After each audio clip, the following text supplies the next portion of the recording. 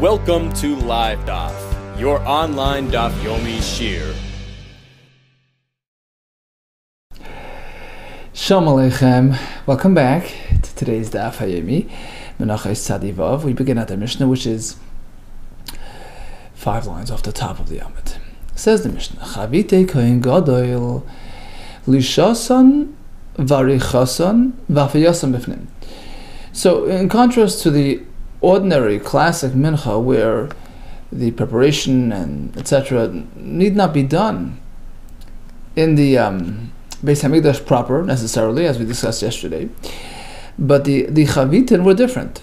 And Rashi explains, because even if you go with the opinion that the midos hayavesh le'niskatru, so the containments, the measuring units meant for dry material like flour, which were used for regular menachos, the one that carried an isarein, right? Even if those were not considered klei sharis, that's because, as Rashi explains, it was accessible to all. He says everybody would use it. It's meant for everybody's use. So there's always a concern that he might take it outside, so they kept it mundane. They kept it, not kaddish. But this one, the one used for the chavitin, Rashi explains, was the half size, because you may recall the chavitin were delivered as a full amount, fully yisrael, but then split into 2 halves. For that, they used the measuring unit called chatzi yisrael. That chatzi yisrael was exclusively for the kohen gadol's mincha. It was handled only by the kehanim. Right? So, in this case, they didn't hesitate to make it kaddish, and in turn it would be mekadosh its content, which necessitated that it be done inside in the Beis Hamikdash. For otherwise, it would become pasul. Once the material becomes kaddish, becomes kedushas haguf, inherently kaddish, taken outside becomes pasul because of yaitse. Hence, the halacha that follows is that when it comes to chavite kohen gadol, lishasan, the mixing of the dough, varichasan, the formation of the breads, vafiyasan, and the baking of the breads, bifnim, took place all inside the Beis Hamikdash, inside the Azorah proper. V'deichas Shabbos, and what follows is that as deichas Shabbos, meaning it has to be done on Shabbos, because if you're going to do today's mincha yesterday, erev Shabbos, and it's kaddish, kedushas haguf, what happens when it stayed overnight? When you leave a carbon overnight, it becomes pasul balina. So they were required to do it on Shabbos itself. But tchinasan, the grinding of the wheat, varkadasan, and the sifting of the flour, that could be done yesterday, because that wasn't really kaddish yet. It wasn't put into klisharis, and therefore einoi deichas haShabbos. That material was not kaddish. So there's no reason to do it today, right? There's no reason to do the malacha today. And that was done in advance, erev Shabbos. Oh, klal Amar Rabbi Akiva, as per the following rule established by Rabbi Akiva. It's not a blank check. Kol malacha she'ef shel ha'soisem erev Shabbos, a malacha which can be performed erev Shabbos, such as grinding and sifting, eina doicha es haShabbos, that doesn't override Shabbos. V'she'ef shel ha'soisem erev Shabbos, but something which cannot be done before Shabbos. Mixing, forming, baking. In this case, doicha es haShabbos.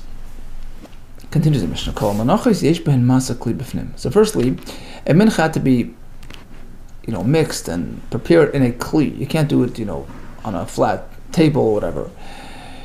You need a kli, and if in fact you choose to use a kli shares or whatever, you do it inside, or as Taisus explains, those that needed to be mixed with oil all agree that the midas halach, the units meant to measure liquids such as oil, were kaddish. So a mincha which was mixed with oil had to be done in the Azorah because of the oil element which was kaddish.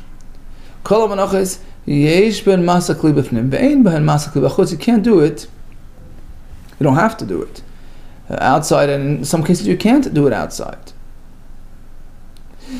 Now, in terms of the exact configuration, the shape of the shtei alechem, of the lechem hapanim, we had a general idea. We discussed this the other day. Was it boxy? Was it more roundish? But now, as to the exact specification, says the Mishnah, Shtei Alechem, the two breads which were brought on Shavuos, Arkan Shiva Tvachim, they were 7 Tvachim long. Each one was 7 long. V'rachban Dal Tvachim, each one was 4 Tvachim wide. V'karnei Seihen, or Karnei Seiha, Arba Etzbois. Interestingly, he had these corners, these protrusions, which would just stick out like horns. They were 4 finger widths high. That's the Shtei Alechem. What about Lechem Apanim, which was on the Shulchan? Arkan Yutfachim, it was 10 tefach long each. V'rachban, and the width was 8 tefachim 5, so it was 10 by 5. V'karnoisav, Sheva Etzbois, likewise, it had these extra corners perched on the on top, which was 7 etzba long. Rabbi Yehuda Omer, here comes Rabbi Yehuda's simon. He would present it in short form, shlei titis, so you don't forget, you don't mix things up. Let me give you a formula to remember. A remes, zadad yahas, zayin dalad dalad, that describes the Shtei Alechem. Zayin is 7 long, dalad is 4 tefach wide, dalad is the 4 etzbois on the corners.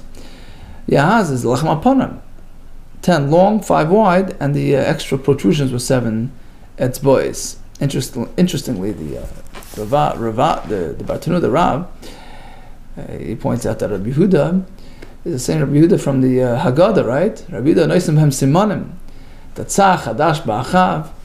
So, he would look to make things, to give you short, concise, memory formulas to remember your learning. In fact, there's a Gemara that says Rabbi Yehuda used to teach that, I think it was Rabbi Yehuda, that he's supposed to teach derech tzara, supposed to try to give over information in a very clear, concise, short form.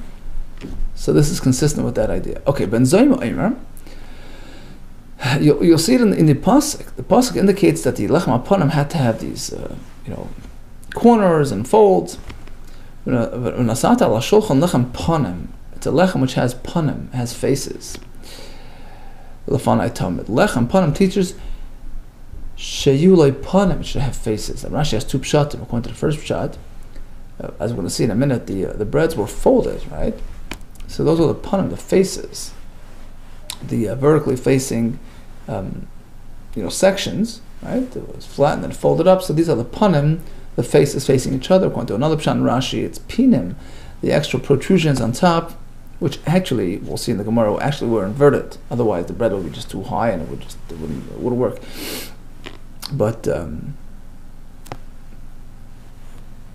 any case, the word panim or pinim indicates the sides, the walls, the protrusions. Okay, now how did the lechem apanim fit onto the shulchan? Let's see. How big was the shulchan? The top surface was 2 amma long by 1 amma wide. So according to Rabbi Yehuda, the kalim, such as the shulchan in the Beis HaMikdash, were measured using an amma stick, which was 5 tefach in size. So the shulchan, which was 2 amas long, was a total of 10 amas, 10 tefachim long. The width, which was 1 amma, is 5 tefach. So you get a 10 by 5 top surface, which was actually the same size as lechem apanim. So how'd you fit 2 sets? The answer is they would fold it up slightly, so you would stack them up 2 piles side by side on that shulchan. Let's see.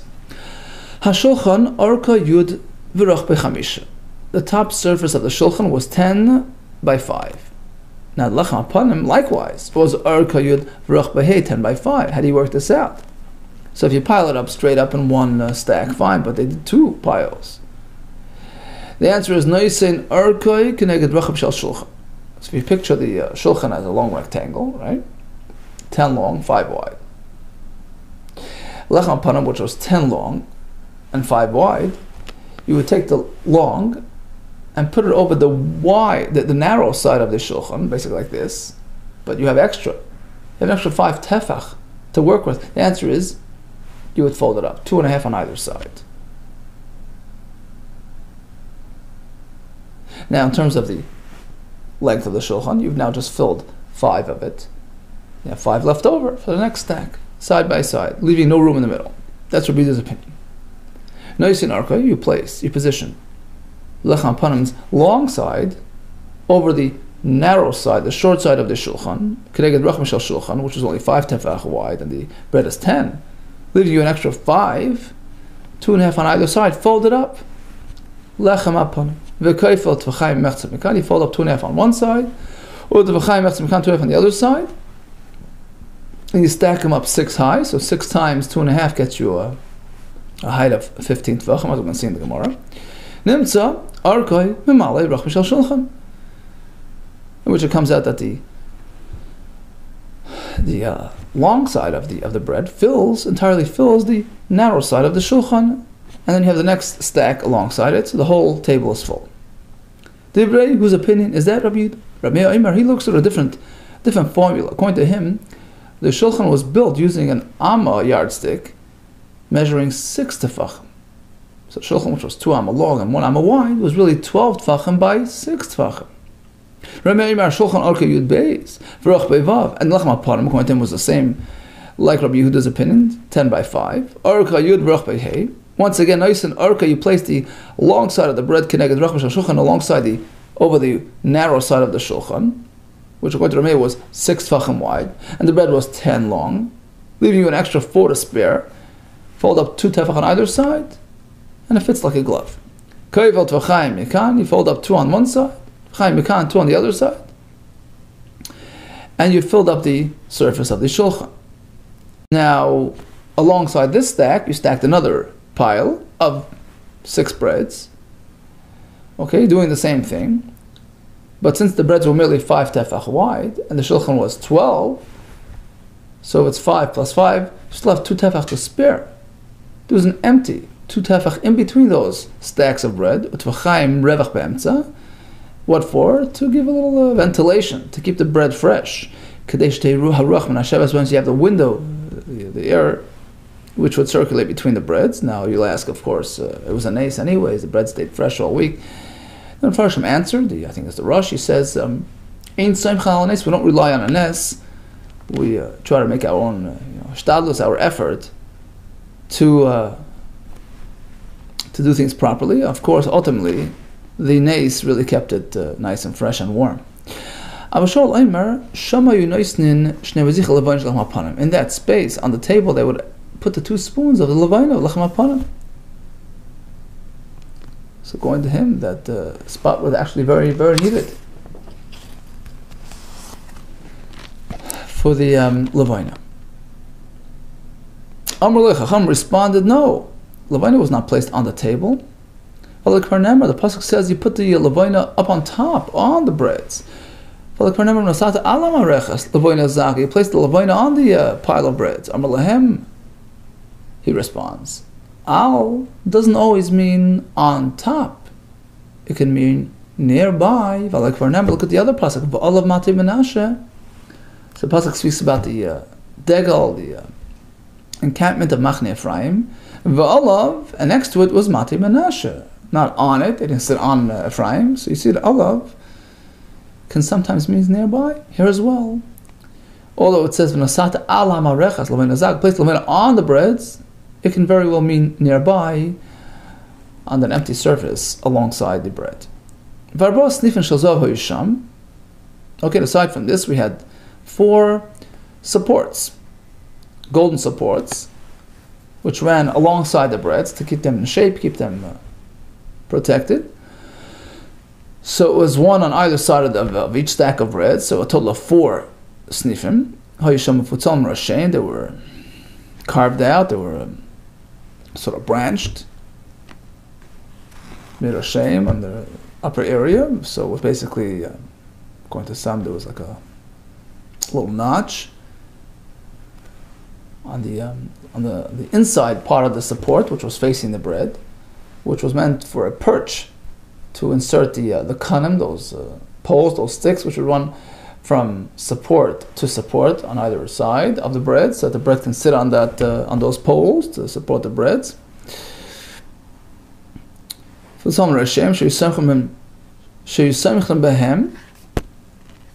would be used to support those poles, right? The breads or whatever, so that it holds up the weight so we don't get broken breads. Shnayim l'seder zeh. So first of all, slow. First of all, it basically performed a double function. Firstly, it's supported from the side, so its very presence would keep the breads in shape so they don't implode, they don't explode, right? Shnayim l'seder zeh. So 2 supports for this stack, Shnayim l'seder zeh, and 2 supports for the next stack. Aside from providing side support, v'chav ches kanim, there were a total of 28 poles, which ran across like a bridge from sniff to sniff, which actually supported the bread from beneath. Kachatzi kana chol, and these kanim looked like a half of a hollow, kana reed, like you take a bamboo and you split it to 2. That's what it looked like. Arba asol seder zeh, 14 for this pile of breads, v'yildal zeh, 14 for the next stack. And they would run in between the breads, 3, 3, 3. I think the top one had 2. And this way, the breads would be properly supported on all sides. It says the Mishnah, lo sidur kanim, v'len tilasam. Although they would make the switch on Shabbos, they would remove the bread and switch it with new bread. But the actual removal of the kanim, they could not handle it on Shabbos. They can't remove it or set it up on Shabbos. Why? So Rashi elsewhere says because it's like it's viewed like you're building and you're demolishing on Shabbos. Tosfos says unnecessary, handling of even these poles were not allowed on Shabbos. If you can get away without it, you do it before Shabbos. Ela nichnas me'erev Shabbos. So how would you do this? You would enter before Shabbos, v'shemtei, remove the poles from beneath the breads, between the breads, and you would place it alongside the length of the shulchan. Now, some explain it just means in that space between the stacks, which was the leftover, gap in the length of the shulchan. That's what it means. And you would leave it there until, tomorrow they would switch the breads, and Motzei Shabbos they would reinstate the poles. Concludes the Mishnah, Kol Kelim Sholi B'Mikdash. All the Kelim that were in the Mikdash, Rashi says, Shulchanos, tables, were all lined up consistent with the configuration of the Beis HaMikdash. Arkan, the length of those tables, well, Arka Shel Bayis matched the length of the bayis itself. So if the bayis was going this way, the tables were positioned that way as well. Says the Gemara. So the Mishnah we learn, you need to have a kli for preparation of a mincha. Shalos Rabbi. So the Talmidim asked Rabbi Zu Minayin, how do we know this to be so? Amar Lahem, he says, I'll bring you a raya. A kli is needed. So this is the Yecheskel who's prophesying. He's being shown a vision about the Beis HaMikdash. And the Malach tells him, Zeh Amokim, in this place, Hashivash L'Shnom Kehanim, this is where they will cook as a asham, as a chatas, right? The meat of the asham. Asher yoifu as a mincha. This is where they would bake the mincha. Levilti hoitel chotzach chatzon, and they can't take it out because it wasn't a kli, So the pasuk clearly compares mincha to the karbanos that are being cooked, and to cook you need a pot, right? So teaching that a mincha also needs an actual kli for preparation. Dumya. Mincha dumi the asham achatas. The mincha is compared to the other karbanis. Ma'asham achatas, just like the asham achatas, when you cook it, tuna kli, you need a kli. Af mincha nami tuna kli here as well. A kli is needed. Hashulchan arkei asara. Okay, so the shulchan was 10 by 5 or 12 by 6, and they would configure the breads accordingly. So according to Rabbi Yehuda, they would fold up 2.5 on either side, and if you calculate it, it's times 6, right? Because there was 6 breads per stack. 2.5 times 6 gets you to 15. So the shulchan's influence, so to speak, its kedusha would extend upwards, the mekadesh up until 15. Whereas according to Rav Meir, it was only 2 on either folded up only 2 tvachim on either side. So 2 times 6 is 12. According to Rabbi Yehuda, that it was folded up 2.5. Turns out that the shulchan's influence extends 15 tvachim upwards. So if you place let's say Rashi says you place something up there, like a Menachos or something, which doesn't necessarily belong there. If you put it in there, in that entire airspace, it gets impacted by the Shulchan's Kedusha regarding certain halachas. So that's if you say that it went to 15. But L'divrei Omer, Tefachim Kaif, according to the Shita of Reb Meir, that you only folded up 2 tefachim, so 2 times 6 is 12. Nimtza Shulchan Mekadosh Yud Beis Tefachim Lamal, so Shulchan will extend 12 tefachim upwards. Ask the Gemara, but it's not just that. You have the poles as well, which push everything up a bit.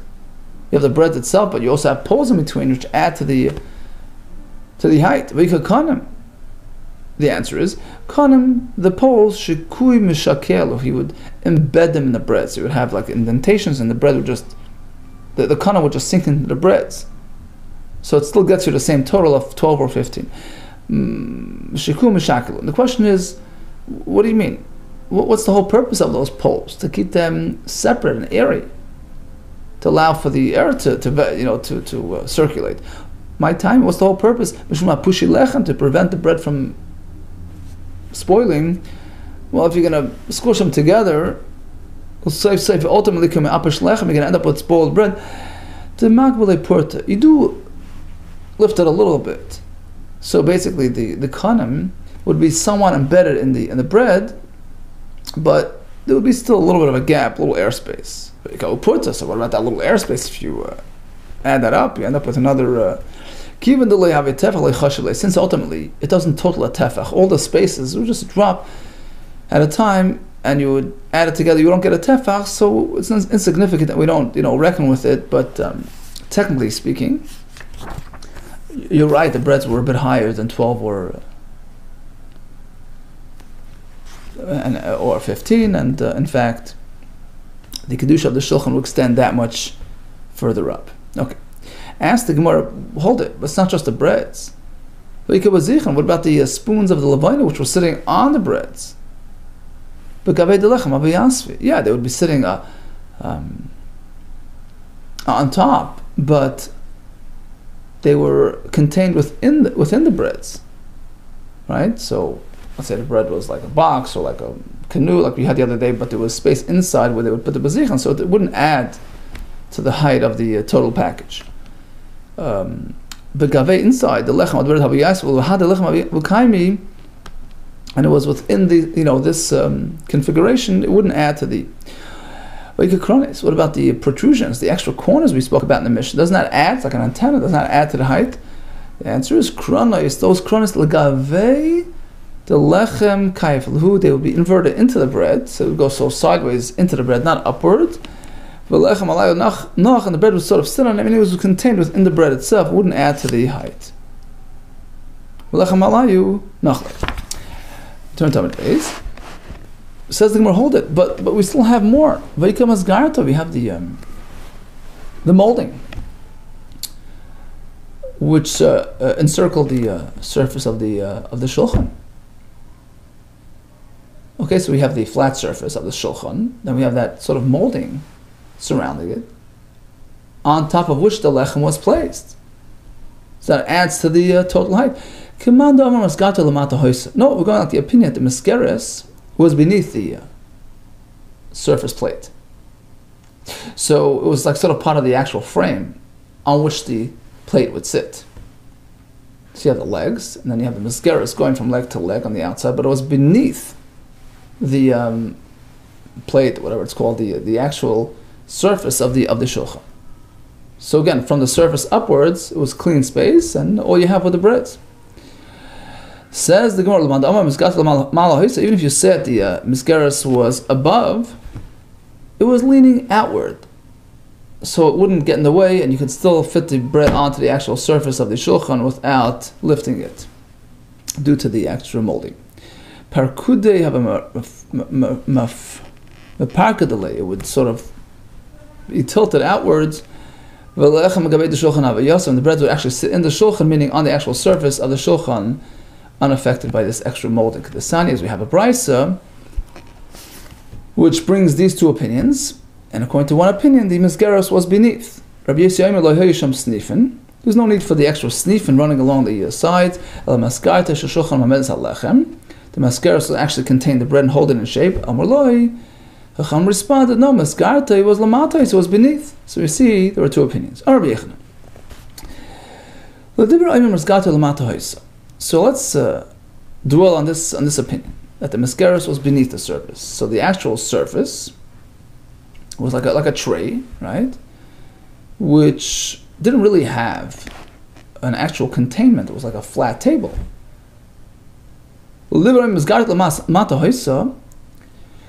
So we can derive an interesting halacha regarding the halachas of tumah. As we're going to see soon, that the shulchan was makabel tumah. Potentially could become tamei. And the question is, what do you mean? It doesn't have a clay kippur. It has no containment area. It's flat. The answer is, even a flat surface, if it's big and useful, like a table, it's susceptible to tumah. It's like a kli. So, if you hold that the Mesgeros was beneath, so the actual surface was not really a containment surface, it was flat. Tavla misapeches. So if you have a tavla, a nice big tray, which can be flipped both ways, meaning it has no real containment, it's just a flat, tmeya, it's makabel tumah, just like the shulchan was. However, if you go with the opinion that the Mesgeros was on top, which means to say it's surrounded, it contained the actual top surface, so now the top surface was a containment, it was a container. Now we're not sure about the status of a flat, uncontained surface. Okay, interesting point. Ask the Gemara, hold it. So you mean to say the shulchan could become tamei? How? So was this huge piece of furniture was meant to permanently stay stationary, and when we have a kli that's asur l'nachas, nachas means to stay put. That's not makabel tumah. That's not in makabel tumah. How do I know my timer? Do me the sack, because the pasuk compares the wooden utensils to a sack. It has to conform to that criteria. Ma sack what's how do we do? What defines a sack? It can be transported full or empty. It's meant for that. It's right, easy to move around. Likewise, another kli which has that type of function, it could be moved around, filled or empty. It's meant for mobility. Then it's makabel tumah. But a big heavy piece of furniture is not. Right? When it's so big in size, it's not meant to be carried around. Says the Gemara, no, shulchan namim taltum al reikin. Even the shulchan was meant to be carried, even when it was loaded with the breads. Because Rish Lakish, as Rish Lakish taught us, Rish Lakish, a couple of times a year they would lift it and display it to the visitors in the Beis Hamikdash to show them the dearness to Hashem and the relationship with Hashem. The pasuk describes the shulchan as being tar. What do you mean tar? Of course, it's tar. It can't become tamei. Calling it a tar implies machlal the ikatame that could become tamei, the show tamei. What do you mean? It's so big and it's a kli asur l'nachas. The answer is like this. Typically, you're right, but here it was an exceptional case. Ella Malamed, rather we learn from here that they would actually transport it. Malamed Shemagbin, they would lift it and display it for the Yidden visiting in the Beis Hamikdash on Yom Tiv. Umaran boilechem, and they would show them the fresh steaming bread. They would tell them, look, take a look. Hashem loves you. Ruchi ba'aschem. Look at your dearness. In the eyes of Hashem. Fresh bread. Rabbi Belsky Zatzal once explained what's the significance of the steaming bread. He says, he prefaced it with the Gemara in Yuma. Why was when the Nachash and the snake was cursed, right? Hashem says you can eat all you want, right? Dirt on the ground, it's all yours, and right? Why is that a curse? Can you imagine having food available right, left, and center wherever you go? So he says that was the biggest klala, because if you really like your son, you don't send them off. You don't say, go take care of yourself. Here's a credit card. You want him to come back to you, right? Hey, Tati, I need this. Mommy, I need that, right? You want that relationship. You want that warmth. You want that ongoing association. You don't want to just send them away. blank check, take care of yourself. And that was the nachash. Go take care of yourself. I don't know from you, right? Go have your offer. Don't come back to ask for more, right? Take what you want, enjoy. But when there's a constant relationship, that shows dearness, that shows warmth, right? That shows closeness. The fact that lechem aponim was warm, right? The pasuk says, "Losum lechem choim yemilok." It was warm. Some say it was actually steaming. That's what they saw, right? They showed them a steaming bread, right? So what does that show? The constancy, right? The continuous hashpah that Hashem feeds us, right? Talmud lo-chasalonu ve'echsalonu, right? Shebechol yom v'yoyim, right? Hu'eitiv u'meitiv v'eitiv lonu. Hashem could just give us, a parnasa for the whole life, and Zaygas will no, every day, a new parnas, every day. Look, I want you, I love you, come, let's talk. Let's have a shaykhis, right? So that's the chiba, right? Association, relationship, right? The warm association, constant shaykhah between a Yid and Hashem. Ruchi basman hamokim k'div Shema Levi. And this fits with Shema Levi, Shema Levi, Neiz Gadol. Oh, Neiz Gadol, Chanukah, Neiz Gadol. Na'asav lechem aponim. There was a great miracle that was discernible in the lechem aponim. Siluka kisiduroi. It was as fresh when they would remove the bread a week later, kisiduroi, just as it was when they placed it on the shulchan, just as fresh. Shenamar, the pasuk says, Losum lechem choim, to place warm bread. B'yayim, when was it still warm? B'yayim ilachim, when they removed it. Okay, so clearly the shulchan was carried around at times, in which case it lost its status as a kli asal achas. It was treated like a regular kli eitz, which could be mekabel tum. Ask the Gemara, hold it, but it's not really. Technically, it's wood, but it was coated with gold. In which case, it was a metal utensil. A metal utensil is not exempt from tumah, even if it's a heavy kli. Even if it's kli asal nachas, because that pasuk that compares to sak, that's only by kli eitz. But if it's a golden kli, it would be mekabel tumah, irrespective of size. So what's the issue here? What's the whole issue? Forget about the fact that it was carried around. In any case, it was coated with the gold. Milay Tanan, as we have a Mishnah, that the tzipoi, the coating, is what counts. You reckon with the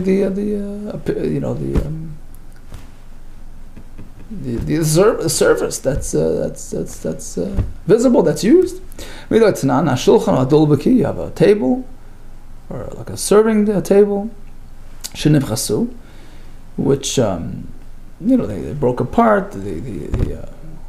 The flat area, the surface area broke. Or so it's missing a piece, or it's been covered with shayish, with stone. Stone is not makabel tumah. So what's the status of this table? So it depends. B'shir ben mukam menachos koises. So you left over some uncoated, area, some wood area, which was still sufficient for placement of glasses, so it can still be used. Tmei.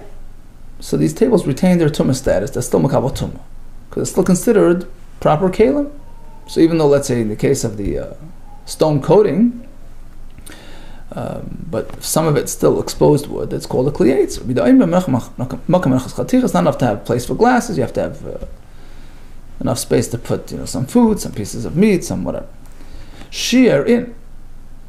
Yeah, so only if there is some exposed wood left over.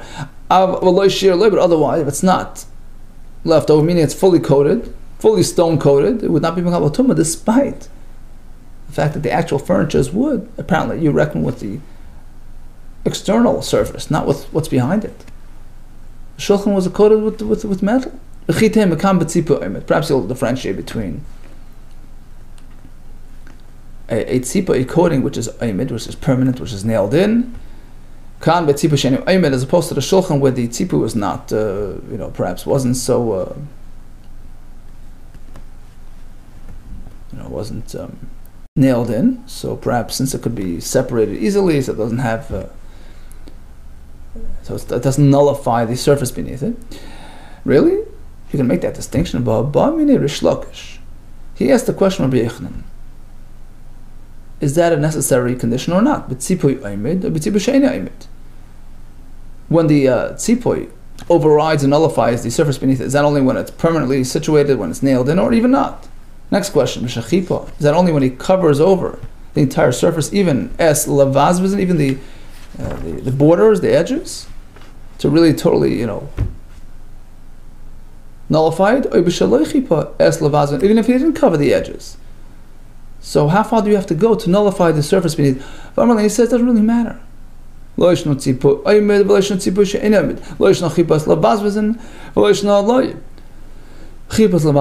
doesn't matter. So either way, why is a shulchan considered a wooden utensil? Perhaps you'll take a different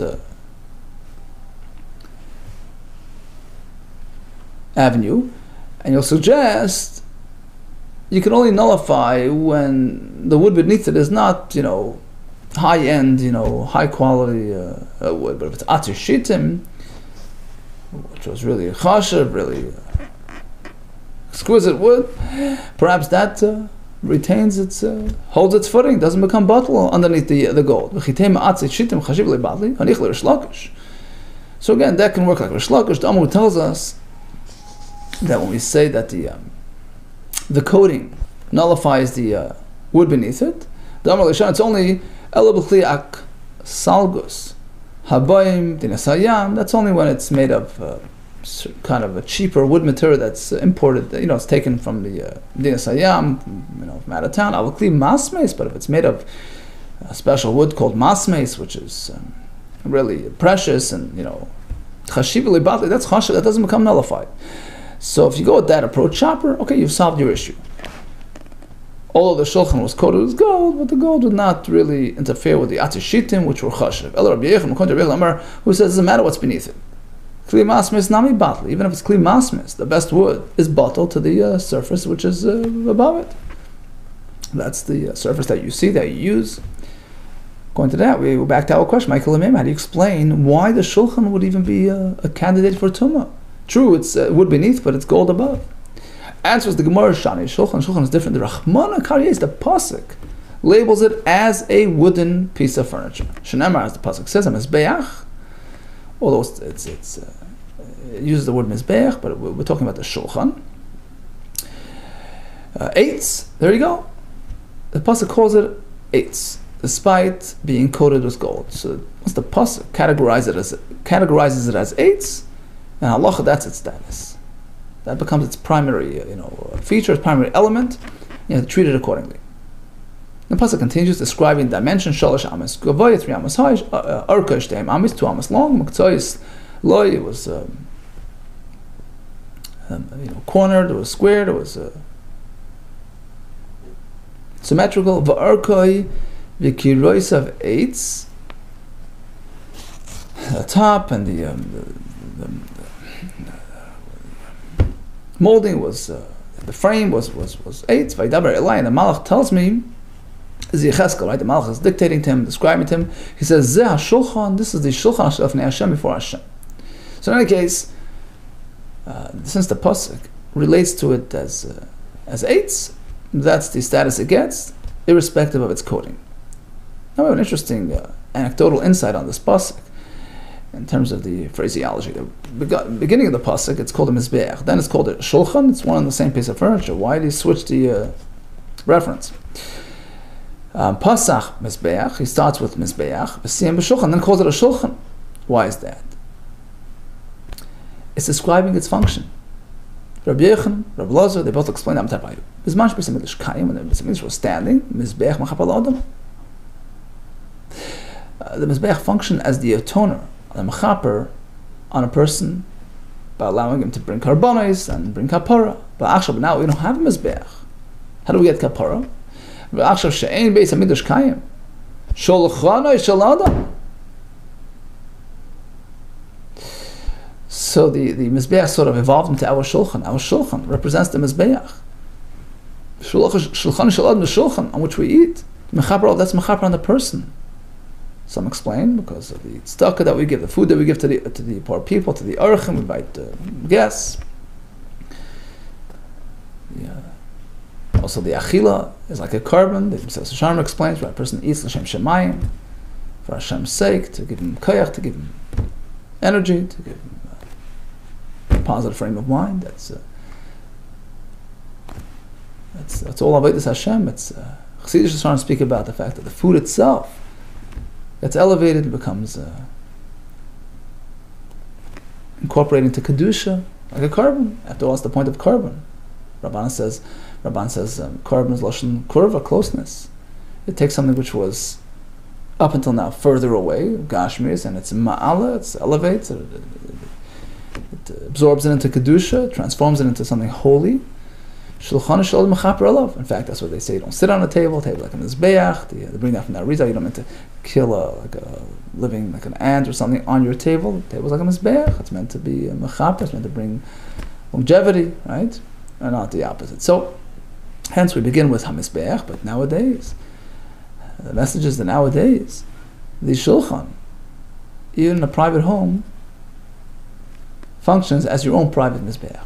Okay, so in a nutshell, we learned about the Menachos, which are done in a kli. We learned about doing it on Shabbos if necessary. We spoke about how the lechem aponim were configured on the shulchan. We had two shitas from Rabbi Yehuda. We learned about the location of the vazichin on top or between. We spoke about the reach of the shulchan, how high it would go in terms of Yom Kadesh, 12 tefachim, 15 tefachim, and it's a little bit more because of the kanim. We spoke about the misgeras running around the shulchan, whether it was on top, or above, or below. It has ramifications regarding hilchos tumah. We spoke about the shulchan, although being a kli'etz, although being a kli'as al-nachas, but since it was carried around to show the chaybasam, the dearness between Yisrael and Hashem, it was considered a regular kli. And ultimately, it was treated like a kli'etz, despite the fact that it was coated with gold. And that was based on the reference in the pasuk of Yecheskel, which called it a mizbeach eitz. All the best to you, and Hatzlacha Rab.